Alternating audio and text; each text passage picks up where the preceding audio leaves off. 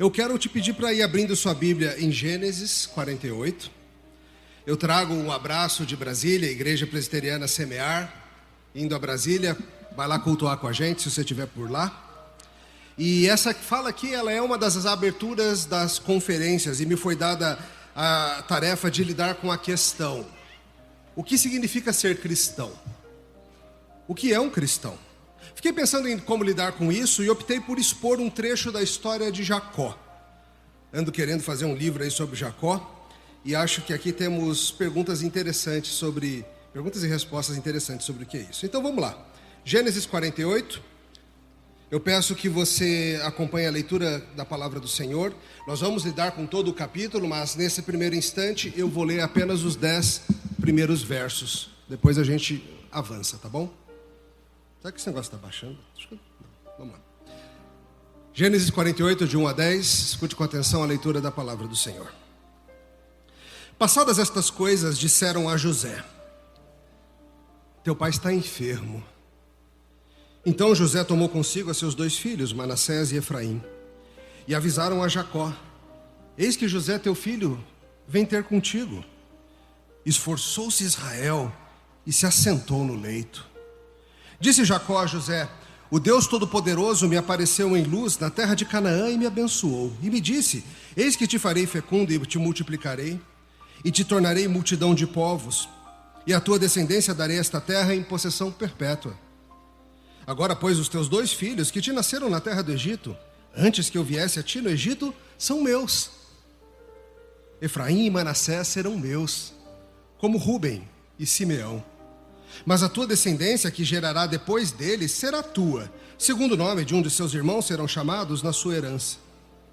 Vindo, pois, eu de Padã, me morreu com pesar meu Raquel, na terra de Canaã, no caminho, havendo ainda pequena distância para chegar a Efrata, e sepultei ali no caminho de Efrata, que é Belém. Tendo Israel visto os filhos de José, disse: quem são estes? Respondeu José a seu pai: são meus filhos, que Deus me deu aqui. Faz-os chegar a mim, disse ele, para que eu os abençoe.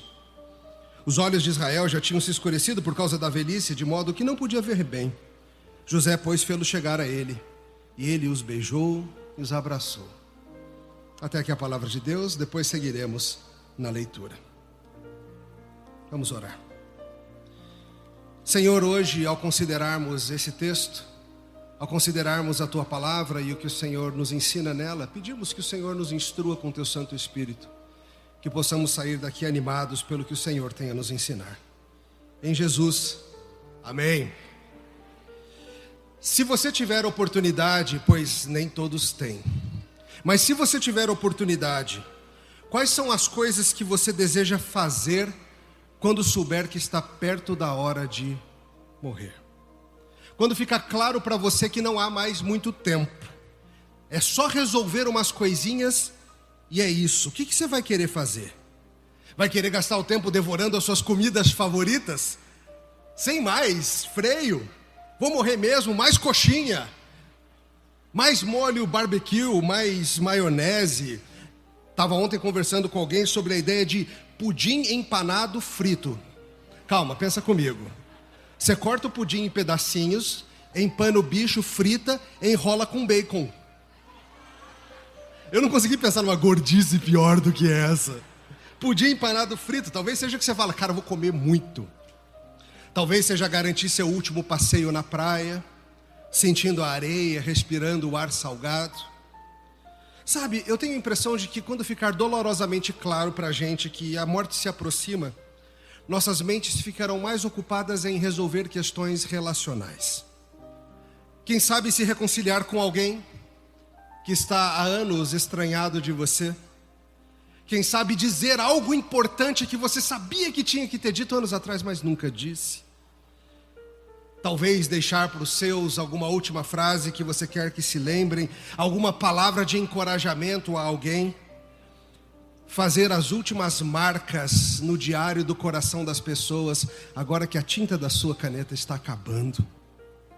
O que você vai dizer para os seus amados, seus amigos, seus familiares, quando perceber que é isso? Hoje nós vamos ver Jacó nessa hora. Sua tinta está acabando. E ele quer dizer umas últimas coisas. O que será que está na mente de Jacó nesses momentos finais? Gratidão e adoração. Gratidão e adoração ao Deus que o redimiu. E nas suas últimas forças ele vai agir baseado nisso. E hoje, ao lidarmos com Gênesis 48, nós vamos aprender que um cristão é um pecador que foi encontrado e que agora confia no Senhor e o adora. Ainda tropeçando, mas rumo ao Senhor. A gente vai ver isso em algumas partes. Primeira parte que eu quero que você veja hoje comigo é que Deus Todo-Poderoso tem nos guardado geração após geração, nos adotando na sua família.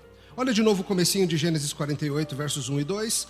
Passadas essas coisas, disseram a José: teu pai está enfermo. Então José tomou consigo a seus 2 filhos, Manassés e Efraim, e avisaram a Jacó: eis que José teu filho vem ter contigo. Esforçou-se Israel e se levantou no leito. Nós estamos aqui quase no final do livro de Gênesis.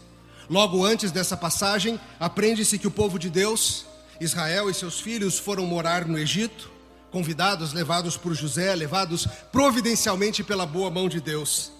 O Senhor abençoou e protegeu o seu povo, dando a eles condições ideais para se estabelecerem e se multiplicarem em grande nação. Além disso, Deus abençoou os próprios pagãos egípcios pela presença de José e dos seus. Jacó, agora renomeado Israel, havia pedido que José jurasse levar o seu corpo de volta para a terra prometida. A história vai avançando e a notícia chega até José que seu velho pai está enfermo e não demora a morrer.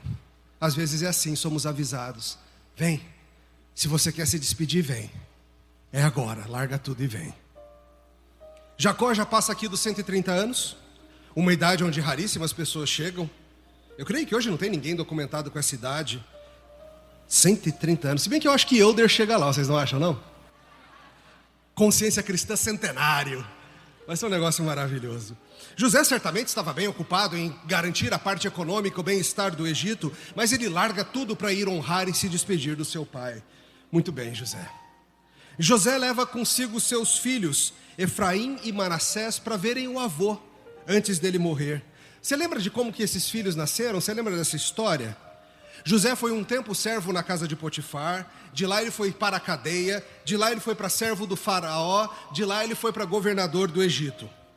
Ele não era um homem livre, ele era um servo no Egito. O faraó tentou de toda forma transformá-lo num egípcio, mudou seu nome, fez com que ele se casasse obrigado com uma mulher egípcia, filha de um sacerdote de fina linhagem egípcia. Mas nada disso abalou a fé de José. Quando seus filhos nasceram, ele lhes deu nomes hebraicos, identificando-os assim, não com o poderoso Egito onde ele habitava, mas com aquela família de pastores de rebanho, a família de Jacó, de Israel. Aqueles meninos etnicamente miscigenados pela fé seriam parte de um mesmo povo, como sempre foi, como sempre será. A linda maneira que Deus vai misturando as nações e fazendo um povo multicolorido. E agora ele leva seus meninos para que vejam seu avô antes que morra. Ele vai levar seus filhos porque ele deseja que, acima de tudo, Efraim e Manassés sejam identificados em seus corações com aquele pessoal, com aquela família muito mais do que com o poderoso Egito. José quer que seus filhos sejam reconhecidos como parte do povo da aliança do Senhor. Se precisar perder as riquezas do Egito, ele perde.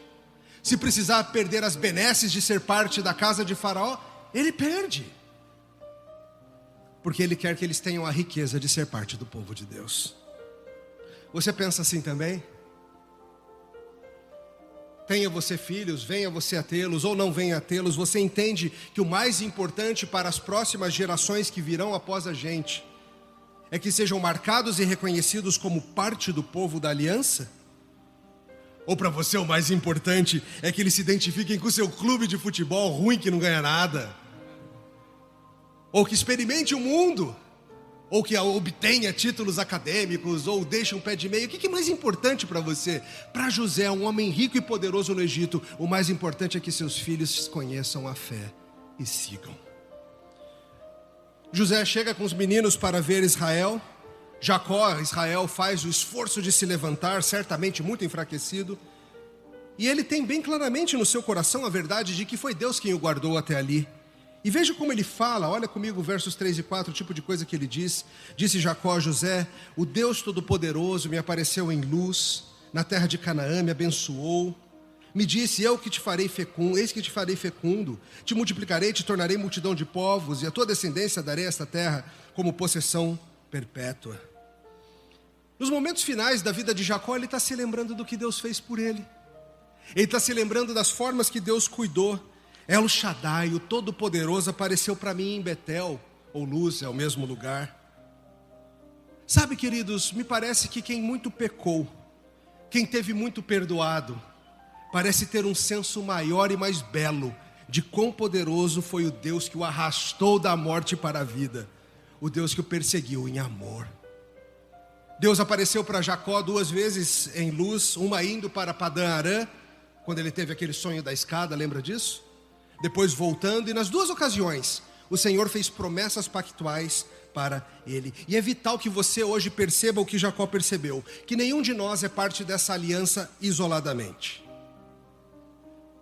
Não é acerca de Deus se relacionar com você, é acerca de Deus se relacionar com todos nós, com o seu povo.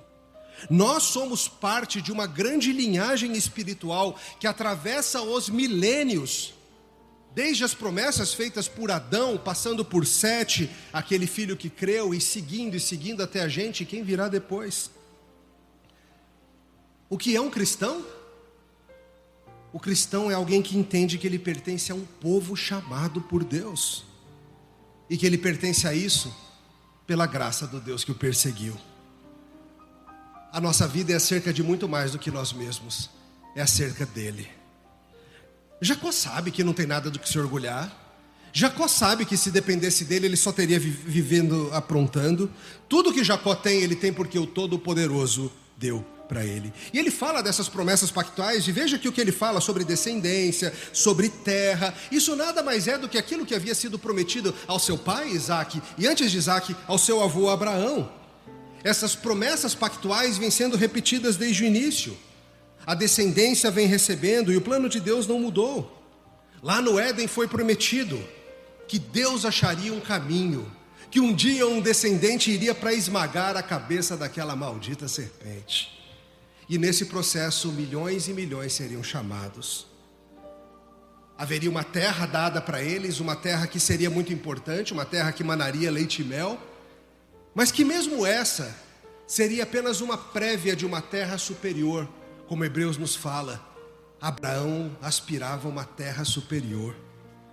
E Jacó nesse momento se lembra do doce, se lembra do amargo, como nós fazemos tantas vezes. Em certos pontos de virada na vida, em certos momentos em que nós buscamos álbuns de fotos. Você ainda tem álbum de foto ou só está tudo na nuvem? Ou que a gente vai lá lembrando, puxando dos fios da memória, até nós sermos levados a paisagens que nos lembram de coisas. Jacó se lembra. Do que ele se lembra? Está aí 5 em diante, olha como ele trata a coisa. Ele fala dos filhos de José: agora, pois, os teus 2 filhos que te nasceram na terra do Egito, antes que eu viesse a ti no Egito, são meus. É o quê? Calma, já explico. Efraim e Manassés serão meus, como Rúben e Simeão. Mas a tua descendência, que gerarás depois deles, será tua, segundo o nome de um dos seus irmãos, serão chamados na sua herança. E ele continua lembrando: vindo, pois, eu de Padã, me morreu com pesar meu Raquel na terra de Canaã no caminho. Havindo ainda pequena distância para chegar a Efrata, sepultei-a ali no caminho de Efrata, que é Belém. E a história segue. Jacó vai se lembrando de tudo que passou. Ele lembra da morte da sua amada, da sua Raquel. Depois de décadas em Padã Arã, eu estava finalmente voltando para a terra da onde eu nunca deveria ter saído. Só que ela morreu no caminho. Não deu tempo dela ver a terra. Estava faltando pouco para chegar em Belém. E ela morreu. Sepultei-a no caminho. Então, nesse momento de lembrar das promessas de Deus e lembrar da sua própria história de vida, Jacó faz algo um tanto estranho e impressionante. Ele adota os 2 filhos de José, os seus netos, como seus filhos, para todos os propósitos, levando sua herança e seu nome. Os dois filhos de José, embora não tivessem nascido na terra prometida, embora não fossem filhos de um casal de crentes, apenas de um crente, recebem a herança de pertencerem ao povo de Deus. Aprende essa lição. Não é só quem nasce em Canaã que pertence a Canaã.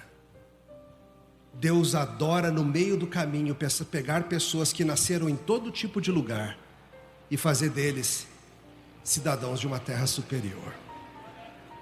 E veja, nesse verso 5 ele começa a fazer algo sensacional. Ele fala: eu vou tratar os seus filhos como meus filhos. Na nossa cultura nós temos muitas vezes pais que tratam os netos melhores do que trataram os filhos. Mas o ponto aqui é ligado a direito. Esses meninos teriam o direito de patriarcas de Israel. Eles se tornariam nomes de tribos, como Rúben e Simeão, os filhos mais velhos. Eles receberiam os mesmos direitos. É uma adoção que está acontecendo aqui. E é por isso que quando a gente conta as tribos de Israel, a gente não fala em tribo de José, já percebeu isso? A gente fala na meia tribo de Manassés e a meia tribo de Efraim, por causa disso. Em vez de ser nomeado via José, foi nomeado através deles. Então Jacó faz uma linda cerimônia que envolve um abraço, um beijo e um prostrar-se diante de Deus em terra, antes mesmo de dar a sua bênção. Manassés e Efraim entrarão na conta, na herança de Abraão. Isso apesar da mãe pagã, tá? A gente não sabe o estado do coração da mãe deles, mas ela não tem nenhuma indicação de ter crido no Deus verdadeiro. Lá no Novo Testamento, Paulo, em 1 Coríntios 7, fala que as crianças que nascem de apenas um dos pais sendo crentes são santas, são separadas ao Senhor. E Jacó reconhece, esses são filhos do pacto. É pela graça de Deus, irmãos. Nunca pela nossa fina estirpe, nunca pelo nosso pedigree, nunca pela nossa capacidade. O que é um cristão? Um cristão é alguém que Deus adotou pela sua graça, na sua própria família. Sabe, irmãos, isso é muito forte para nós todos, porque nós, gentios, também não nascemos da descendência de Israel. Claro, pode ser que alguns de vocês sejam geneticamente judeus, tenham sangue de Levi ou de Issacar nas veias, não sei. Mas em geral falando, nós somos gentios. Como que nós podemos receber essas mesmas bênçãos dessa santa família? E a resposta é também adoção. Adoção no pacto, adoção na família de Deus. Nenhum de nós tem direito de nascença. Nenhum de nós tem direitos que nos fazem automaticamente salvos. Mas como Paulo insiste aos Gálatas, se você crer em Jesus, se você crer nas promessas que Abraão creu, você pela fé é um filho de Abraão, você é um dos verdadeiros filhos de Abraão. É por isso que a gente pode cantar: Pai Abraão tem muitos filhos ele tem, eu sou um deles, você também. Sabe essa musiquinha? A gente canta e fica assim: mas eu não sou judeu, por que eu posso cantar essa música? Por causa disso. Porque se você creu, você foi adotado na família do Senhor. Você é filho de Abraão. Como o apóstolo João diz: vede que grande amor nos tem concedido o Pai, a ponto de sermos chamados filhos de Deus. E de fato somos filhos de Deus. De geração em geração, o Senhor tem alcançado pessoas para todo lado, de todas as tribos, línguas e nações. De geração em geração, o Senhor vem chamando gente inesperadamente. E o Senhor vem fielmente provando: eu disse que eu faria, eu disse que eu salvaria, eu disse que eu construiria um grande povo. Está aqui, ó. Jacó vem virando Israel há milênios. E é o que aconteceu com cada um de vocês que crê também. Deus é especialista em israelizar a nossa jacosice. O que é ser cristão? Ser cristão é um dia Deus pegar você e botar você para dentro de casa e falar: você vai ser meu filho. Alguns de vocês se lembram disso quando isso aconteceu? Não lembram? Outros de vocês não. Vocês cresceram já dentro da casa e você não consegue nem lembrar de um dia ter entrado. Você amou Jesus desde pequeno, e glória a Deus por isso. De um jeito ou de outro, foi Ele te botando para dentro de casa, que nem Jacó fez com os filhos de José. Esse é o nosso primeiro ponto. O Senhor vem de geração em geração, trazendo gente para dentro da santa família da aliança. Segundo ponto, o que vai acontecer? Qual é o resultado desses meninos se tornarem parte da família de Jacó? Algo um tanto estranho acontece. a bênção envolve a eleição e a redenção do povo do Senhor. Acompanha comigo o resto do capítulo a partir do verso 11. Esta mensagem foi gravada durante o evento da Consciência Cristã e faz parte de uma série de outras mensagens que estão disponíveis no Bless, uma plataforma de estudos bíblicos focada em te auxiliar na sua jornada de fé. Acesse o link que está na descrição e saiba mais. Então disse Israel a José: eu não cuidara ver o teu rosto, e eis que Deus me fez ver os teus filhos também. E José, atirando-se dentre os joelhos do seu pai, inclinou-se à terra diante da sua face. Depois tomou José a ambos, a Efraim na sua mão direita, à esquerda de Israel, e a Manassés na sua mão esquerda, à direita de Israel, e fê-los chegar a ele. Mas Israel estendeu a mão direita e a pôs sobre a cabeça de Efraim, que era o mais novo, e a sua esquerda sobre a cabeça de Manassés, cruzando assim os braços, não obstante ser Manassés o primogênito. E abençoou a José, dizendo: o Deus em cuja presença andaram meus pais Abraão e Isaque, o Deus que me sustentou durante a minha vida até este dia, o anjo que me tem resgatado ou livrado de todo o mal, abençoe estes rapazes, seja neles chamado o meu nome, e o nome de meus pais Abraão e Isaque, e cresçam em multidão no meio da terra.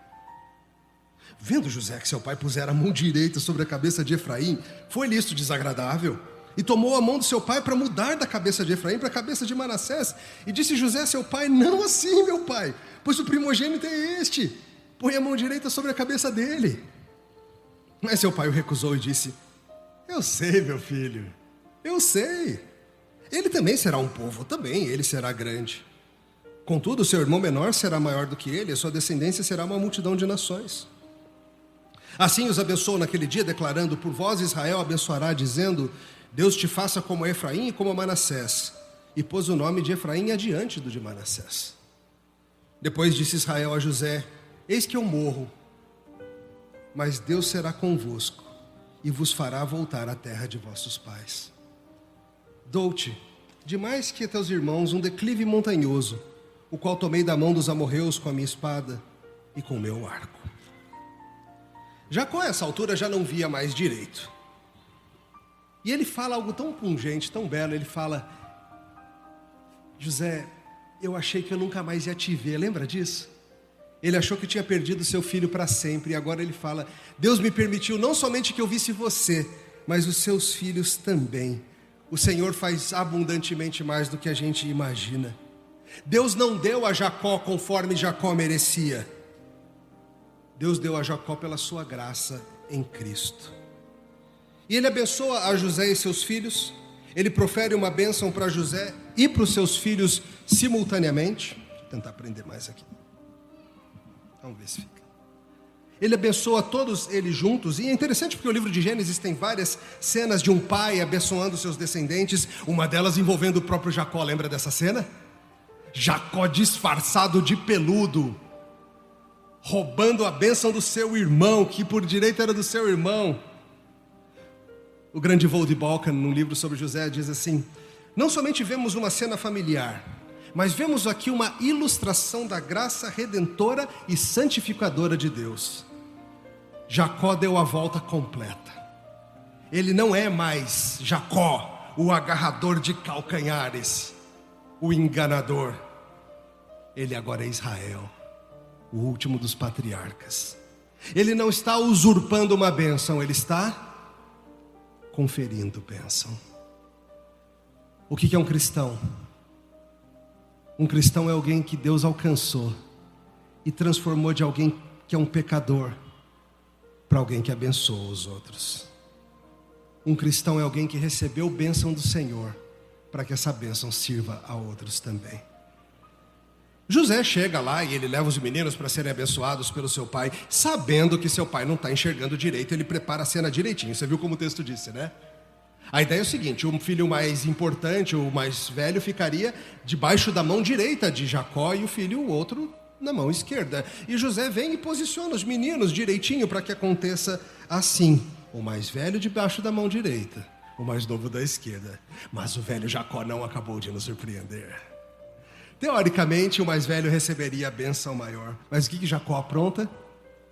Ele cruza os braços. Ele pega a sua bênção maior, por assim dizer, e põe sobre o menino mais novo. E aqui o contrário. Ele passa Efraim à frente, como ele mesmo havia passado à frente de Esaú. Como assim, Jacó? Que é isso, cara? O próprio José ficou meio atarantado, né? O texto diz que ele não gostou nada daquilo. Ele falou assim, não, pai, então, o outro é o contrário, troca. E Jacó responde o quê? Eu sei, filha. Eu sei o que eu estou fazendo. Sabe, irmãos, isso tudo nos lembra, essas histórias da redenção devem nos lembrar que Deus sempre nos surpreende com seus propósitos salvíficos, que Ele faz diferente do que a gente acha que Ele tem que fazer. Quantas e quantas são as histórias que nós poderíamos levantar aqui dessa multidão de conversões improváveis, de gente que ninguém olharia e falava, isso aí leva jeito de virar crente. Não existe esse negócio de jeito de virar crente, é sempre o Senhor chamando como Ele quer. A própria história de Esaú e Jacó já foi assim, e Paulo explica que foi assim porque Deus quis assim. Deus quis salvar Jacó e não Esaú. E agora, mais uma vez, a providência de Deus nos dá uma rasteirinha. E Deus inverte a ordem, colocando o menino mais novo na frente. O que é um cristão? Um cristão é alguém que Deus, nos seus planos redentivos, alcançou soberanamente. E Deus, para isso, faz o que Ele quiser. Ele troca a ordem de filho. Ele vai buscar o pequenininho que ninguém dava nada para ser rei. Ele tira de onde ninguém espera. Ele faz nascer numa estrebaria alguém para ser o maior de todos.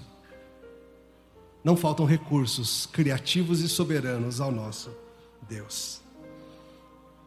Efraim recebe uma porção maior, vai ser uma descendência mais importante. Manassés também tem algo. Fala-se aqui sobre um declive que ele pegou dos amorreus na flecha. A gente nem sabe que história é essa. Mas os dois estão dentro do pacto, e algo muito belo está acontecendo. No verso 15 e 16, olhe de novo a bênção que ele diz explicitamente. Ele diz, o Deus em cuja presença andaram meus pais Abraão e Isaque, o Deus que me sustentou durante a minha vida até este dia, o anjo que me tem livrado de todo o mal, abençoe estes rapazes, seja nele chamado o meu nome e o nome de meus pais Abraão e Isaque, e cresçam em multidão na terra. Sabe, irmãos, mais importante do que quem foi primeiro é essa bênção que é colocada sobre esses homens, sobre esses meninos. Esse pacto, essa aliança que Deus faz com a gente, envolve a promessa protetora de Deus para todos os que são da sua família. Todos aqueles gentios ou judeus que forem chamados para serem parte desse povo recebem essas mesmas promessas. E ele fala, o Deus dos meus pais. Você deve aprender a dizer o mesmo. Quando você olhar para a sua vida, quando você olhar para o seu passado, quando você refletir sobre o seu futuro, olhe para os seus pais. Se os seus pais não são do pacto, se os seus pais não são crentes, olhe para os pais na fé, os anciãos da igreja que nós temos, teus pais e guias espirituais. Perceba como o Senhor vem guardando você de geração em geração. Perceba quantas coisas precisaram acontecer para que você existisse e viesse a crer. Tem um exemplo que eu gosto muito, acho que ajuda a gente a lembrar disso. É quando a gente pensa nos nossos antepassados. Eu sempre falo isso. Você sabe o nome dos seus pais, eu imagino, não sabe? Sabe o nome dos seus 4 avós? Provavelmente, todos sabem. Sabe o nome dos 8 bisavós? Dificultou agora um pouquinho, né? E dos 16 tataravós? Não sabe, né? Nem de que país era. Acima desses 16 teríamos quanto? Vocês são bons de matemática, não são? 32, 64, 128, 256, 512. Eu decorei antes, não estou fazendo de cabeça, tá? 1024, 2048. Todas essas pessoas vieram antes de você. E com todas as pestes, com todas as guerras, com todos os acidentes do mundo, nenhum desses morreu na infância. Qual é a prova disso? Você. Se qualquer uma dessas milhares e milhares de pessoas vivendo em lugares diferentes, em guerras, em situações de refúgio, de briga, de acidentes, de tudo, se uma dessas pessoas tivesse perecido pelo caminho, sabe quem não estaria na consciência cristã hoje? Você percebe que o Senhor vem planejando a sua vida há muito tempo? Você percebe que de geração em geração o Senhor vem planejando a tua existência? Jacó olha para os meninos e fala: o Deus dos meus pais. E a gente diz o mesmo. Nós somos parte desse grande plano e não vai parar na gente. Na consciência cristã bicentenário, comemorando 200 anos, os bisnetos do pastor Helder dirigindo aqui, a gente vai estar lembrando e lembrando e lembrando. Ele vem nos guardando, irmãos. Toda geração cristã, toda geração do povo de Deus é ameaçada e enfrenta heresias e sofre perseguição de um jeito ou de outro, mas nós sempre seguiremos, entenda isso. A igreja não pode ser destruída, ela é o corpo do Senhor Jesus, ela seguirá para sempre. Você acha que é a sua força, a nossa força que mantém a família, a igreja ou o que for? De jeito nenhum. Você acha que é a força dos crentes que mantém a igreja? É o Senhor que nos mantém. Como Jacó entende bem, o Deus que me sustentou toda a minha vida. Mesmo nos dias em que ele estava longe do Senhor, tá?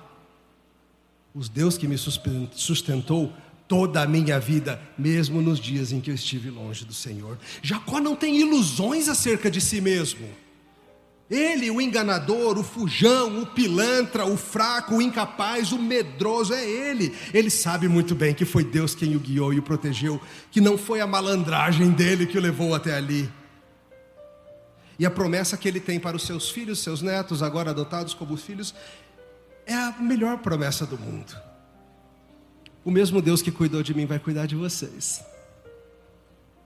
Vocês vão chegar lá. Não porque vocês são inerentemente fortes ou capazes ou especiais, mas porque Ele quer ser glorificado em fazer vocês chegarem lá. O que é um cristão? Um cristão é alguém que Deus vai fazer chegar até o fim para a sua própria glória, não pela nossa força. Ele faz aqui uma referência ao anjo que o livrou do mal. Esse é muito importante. Lembra da história de Jacó comigo um pouco, vai. Primeiro começou a sua vida, segundo filho, roubou o direito de primogenitura do seu irmão e a bênção que era dele. O que ele fez depois? Deu no pé. Fugiu para longe para escapar da ira do seu irmão. Lá se casou, lá enganou, lá foi enganado. Mas Deus o abençoou de formas diversas. No caminho, tanto de ida como de volta, Deus prometeu cuidar dele. Até que depois de um tempão voltou para a terra prometida. Mas não foi tudo as mil maravilhas, foi? Aquela confusão toda com seus filhos, aquele massacre em Siquém, problemas entre seus filhos, a rivalidade que fez com que dessem um sumiço em José, problemas com vários dos meninos, uma velhice amarga e certamente cheia de remorsos. Sabe, irmãos, eu acho que quando nós chegarmos aí aos nossos últimos dias, nós também teremos lembranças agridoces. Pense em qualquer vida pode ser resumida talvez em 5 a 10 eventos bons, ruins, agridoces. Mas tudo isso foi definido por um episódio. Quando atravessando a val de Jaboque, Jacó lutou com o anjo do Senhor, lembra disso? O anjo do Senhor o feriu e o transformou. Ele entrou naquela luta se chamando Jacó, e ele saiu daquela luta transformado em Israel. E entenda, irmão, o anjo do Senhor, veja que várias das versões devem inclusive estar com um azinho maiúsculo nesse anjo aí. O anjo do Senhor que recebe adoração não é um anjo como outros, é o mensageiro do Senhor, é o Filho do Senhor, Deus. É Deus o Filho numa aparição antes da encarnação. A melhor tradução nem seria que tem me livrado do mal, mas o anjo que me redimiu. A palavra aqui está ligada àquele termo Goel. Quem lembra da história de Ruth, talvez se lembre que Boaz agiu como seu Goel, o seu redentor. E ele está falando, o anjo que me resgatou, o anjo que me salvou. Porque, queridos, no final das contas, essa é a esperança que nós temos, não só para as nossas vidas, mas para o fato de que as gerações continuarão. É isso que nós queremos deixar para os nossos filhos, sejam filhos físicos, sejam filhos espirituais, sejam as gerações que a gente vê crescendo. Eu sei que às vezes você olha e pensa assim, puxa vida, será que essa próxima geração vai aguentar firme? Será que essa próxima geração, as crianças que estão aí hoje, que são já igreja, mas ainda não são quem está segurando a corda, né? Será que eles vão dar conta? O pessoal fica nervoso, a geração X, geração Y, vocês millennials e tal, será que esse povo vai dar conta? Não, mas eles não têm que dar conta. É o anjo do Senhor que nos redimiu, que vai levar a sua igreja até o final. O anjo do Senhor, agora Deus Filho encarnado para todo sempre, que nos resgatou e seguirá resgatando o seu povo para sempre. A nossa esperança é nele. A grande esperança é que antes de nós entrarmos na terra futura, Ele nos pegue no susto, que Ele nos fira, que Ele nos transforme de nossa jacosice, que Ele israelize o nosso coração. E Ele tem feito isso. Uma pergunta para você, cristão. Qual você diria se te perguntassem assim na lata? Qual é o ponto alto da vida de Jacó? Esse aqui é o ponto alto da vida de Jacó. Bem, pelo menos de acordo com o autor aos Hebreus. Abre lá em Hebreus 11 comigo.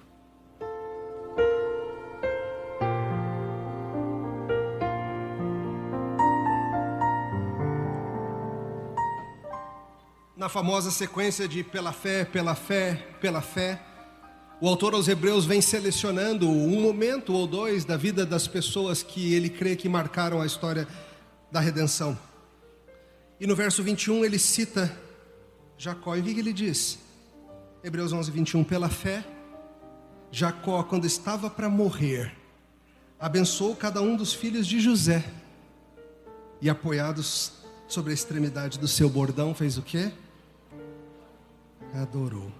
Eu acho interessantíssima essa escolha do autor aos Hebreus. É muito interessante que de toda a vida cheia de tumultos e episódios impressionantes do grande Jacó Israel, essa é a situação que o Espírito Santo ordenou que aquele autor registrasse como um exemplo de fé. Porque isso, sei lá, a gente poderia pensar em outras coisas, não poderia? Mas não é assim. Pela fé, Jacó se casou com uma gata de Padã Arã. Para que você não fique achando que a vida é acerca disso. Pela fé, Jacó teve uma penca de filhos. Para que você não ache que a vida é acerca disso. Pela fé, Jacó ganhou um monte de ovelhas malhadas num esquema fabuloso de cruzamentos e genética. Para que você não ache que a vida é acerca de ganhar ovelha. Pela fé, Jacó enfrentou o anjo do Senhor. Pela fé, Jacó ficou rico para chuchu. Pela fé, Jacó enfrentou o medo de seu irmão mais velho. Pela fé, Jacó desceu ao Egito, mesmo já velhinho. Não, nada disso. O grande momento de fé da história desse homem é: pela fé, Jacó confiou os seus ao Senhor e adorou. Não parece o tipo de coisa de fazer tremer, né? Mas é isso? Entregou os seus ao Senhor e adorou? Grande coisa. Grande coisa. Ele clamou para que o anjo do Senhor fizesse o mesmo. Pela fé, Jacó foi dormir tranquilo, porque ele confiou que tudo estaria seguro nas mãos do Senhor. Que ele não precisava mais de nenhum dos seus esquemas. Que ele não precisava mais de disfarce nenhum. Pela fé ele falou: eu sei que Deus fez, eu sei o que Ele fará. Aqui ele mostrou seu coração, irmãos. Se havia alguma dúvida sobre a quem pertence esse coração, aqui a gente vê o coração de Jacó. Ele confia no Senhor. Ele entrega os seus a Deus, sem truques, sem esquemas, sem segundas intenções. E Hebreus se refere a tudo isso como adoração. Ele adorou o nome do Senhor ao transmitir aos seus filhos e netos as promessas pactuais que ele recebeu. Ele se inclina na ponta do seu bordão e relaxa com isso. Agora que o Senhor o resgatou, ele não precisa mais se disfarçar de peludo, ele não precisa de máscara, ele não precisa mandar comitivas cheias de presentes para amaciar a ira do seu irmão, ele não precisa tentar passar a perna no seu sogro, nada disso. Agora que ele está em Cristo tranquilo, só lhe resta adorar e entregar. Você tem essa confiança também? Ou você ainda acha que a sua vida, ou a vida dos seus, ou o futuro dos seus, no final das contas está nas suas mãos? Eu espero que você esteja num bom ponto de descansar no Senhor, entregar as coisas que são importantes para você nas mãos dEle e adorar. Nessa bênção, no verso 21, ele fala sobre o retorno à terra.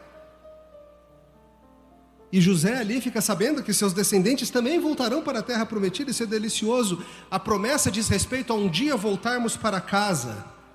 No caso deles, nessa expectativa de uma terra aqui nesse mundo mesmo, a velha Canaã, prometida a Abraão. Para nós que hoje somos esse Israel espiritual, a igreja, essa promessa fica ainda mais doce. Porque a promessa, irmão, é que você um dia vai conhecer a sua cidade verdadeira. Um dia você vai conhecer a sua casa, na qual você nunca esteve. Essa é a esperança de todos nós que nascemos pós-Éden. Que Ele nos leve para uma terra melhor do que aquela que nós nunca nem conhecemos. Eis que eu morro, mas Deus será convosco e vos fará voltar para casa. Essas são preocupações de pais que se aproximam no dia do túmulo. Como é que os nossos sobreviverão sem a gente por perto? Muitos pais ficam ansiosos com isso, às vezes até aconselhando pessoas. Eu noto isso, essa ansiedade. Como que vai ficar meu filho? Como que vai ficar? Como que vai ser? E sabe, a gente compartilha dessas preocupações. Eu tenho visto cristãos muito nervosos ultimamente. Muitas e muitas vezes tenho visto o povo do Senhor muito preocupado com algumas coisas. Como que vai ficar a família? Como que vai ficar a igreja? Como que vai ficar o país? Como que vai ficar isso? Como que vai ser aquilo? Quem vai cuidar disso tudo agora que eu estou indo embora? É a pergunta que a gente não faz honestamente. Como quem que vai cuidar? Quem cuida agora? Aquele que nunca parou de cuidar. Aquele que não dormita. Aquele cujos olhos estão sempre atentos. Aquele cuja mão não está encolhida. O cristão é isso. O cristão é alguém que confia no Senhor, que o redimiu e o adora. Que pela fé confia que o mundo vai seguir sob os cuidados do Senhor quando chegar a nossa hora de ir para casa.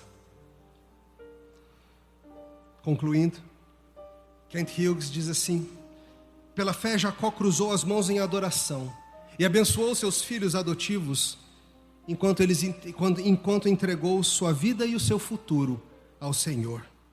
E ali, no pôr do sol da sua fé, a graça selvagem de Deus se mostra capaz de fazer um trabalho maravilhoso naquela e nas gerações vindouras.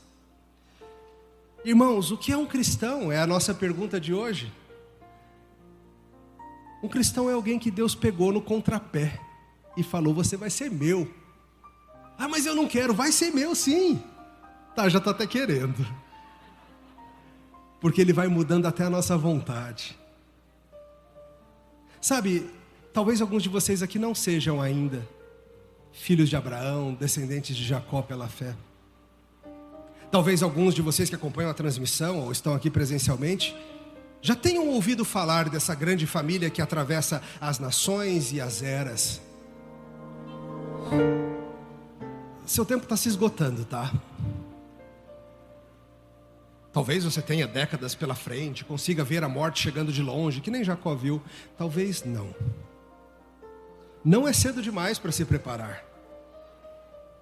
Não é cedo demais para abençoar os que estão ao seu redor e vir. Eu não sei se você vai ver o dia do seu fim chegando ou se ele vai chegar de surpresa. É hora de estar atento ao Messias. O Senhor hoje te oferece para você ser filho dessa família também. Os papéis de adoção estão prontos. Você quer? Se você quer, pode. E basta querer. E você vai ser dessa família também. E a todos vocês, irmãos e irmãs, vocês que já são família, é hora de parar e acalmar o coração. E considerar como o Deus eterno ajudador que te ajudou, é o Senhor do que há de vir. E sabe, queridos, muitas vezes nós como José diremos para Deus Pai algo como: não, Senhor, não era assim, está tudo cruzado. E o nosso Deus amorosamente nos diz: eu sei, meu filho, eu sei o que eu estou fazendo, confia em mim. O que eu mais desejo para vocês hoje é que neste assombro e turbilhão que é a vida, todos vocês se reconheçam como filhos também, filhos amados dele. Quem somos nós? O que é um cristão? Nós somos um povo que apronta, que erra, que tem um histórico bem ruim. Nós somos um povo que confia nele. E que em Jesus Cristo nos tornamos filhos também. Um povo que ele vai tratar ao longo da vida todinha, tirando a jacosice, israelizando o coração, para que um dia a gente possa ir deitar em paz, sabendo que o mesmo Senhor que cuidou de nós e nos fez chegar até o fim, cuidará das próximas gerações do seu povo. Vai ficar tudo bem, irmãos. Apoie-se comigo no seu bordão e adore. Adore o Senhor que nos redimiu. Aleluia. Te louvamos, Senhor.